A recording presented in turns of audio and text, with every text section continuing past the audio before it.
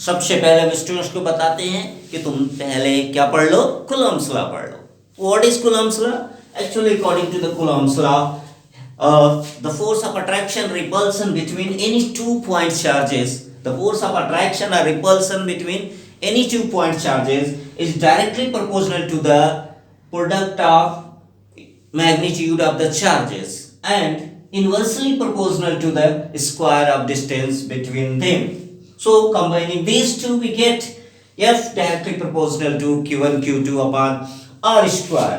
Or we can say that when we remove the proportional and equals it, then we get F is equal to K Q1 Q2 upon R square, where K is proportionality constant.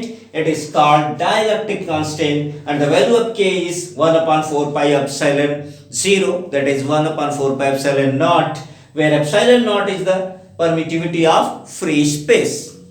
एक बार फिर से मैं बताता हूं Coulomb's law क्या है।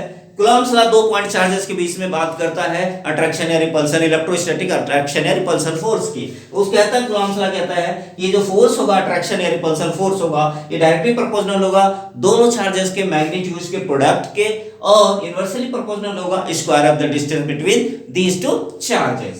और इन दोनों कंबाइन करने से हमें जो फार्मूला मिलता है F equal to K Q1 Q2 upon R square, या you can write down F equal to 1 upon 4 pi epsilon naught Q1 Q2 upon R square.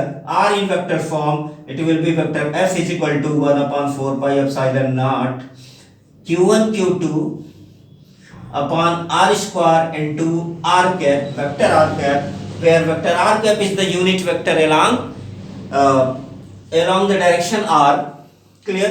So this is the vector form